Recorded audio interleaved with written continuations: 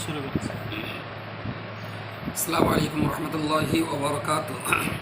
প্রিয় দেশবাসী, all India সুন্নাত ওয়াল জামাত একটি আদর্শ দিনী প্রতিষ্ঠান, যেখান থেকে শিক্ষা এবং স্বাস্থ্য নিয়ে আমরা কাজ করে থাকি। অল ইন্ডিয়া সুন্নাতুল জামাত এই দুটো বিশেষ বিষয়ের উপরে কাজ করে থাকে।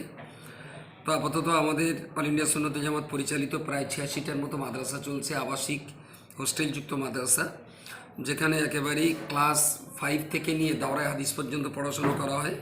আমাদের এই পড়াশুনো করানো হয় আমাদের এই সিস্টেমে।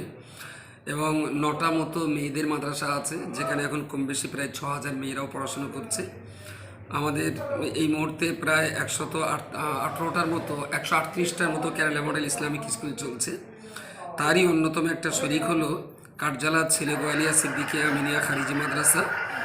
এই মাদ্রাসা আলহামদুলিল্লাহ দক্ষিণ 24 পরগনার ভিতরে একটা বিশেষ উল্লেখযোগ্য দিনী শিক্ষা প্রতিষ্ঠান। প্রতি বছরের মতো এবছরেও 2রা ও 3রা ডিসেম্বর আমাদের এই মাদ্রাসার বাৎসরিক ইসালে সাওয়াব বাংলা মাসের 15-16 অগ্রহায়ণ।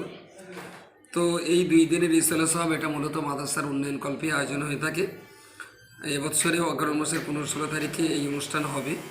দেশবাসী, আপামর জনসাধারণ, উল্লেখযোগ্য অল ইন্ডিয়া সুন্নাতুল জামাতের সকল সদস্য, কর্মী, সহযোগী ভাই ও বন্ধুদেরকে আমি আন্তরিকভাবে আমন্ত্রণ জানাচ্ছি। 15 তারিখে মাওলানা ইয়াকুব আলী সাহেব এবং মাওলানা রজব আলী সাহেব, তাঁরা 2 জন আমন্ত্রিত আছেন, তারা বক্তব্য রাখবেন। এবং 16 তারিখে মুফতি সাহেব থাকবেন, আমিও থাকবো। এবং সেই সঙ্গে সঙ্গে আমাদের আরও স্থানীয় অনেক আলেম ওলামারাও তারা ওয়াজ করবেন।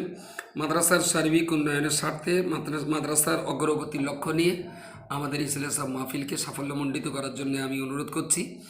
এবং দিনী শিক্ষার এই পীঠস্থানকে হেফাজতের জন্য আর্থিক, দৈহিক এবং মানসিক সার্বিক সহযোগিতা একান্তভাবে কামনা করছি।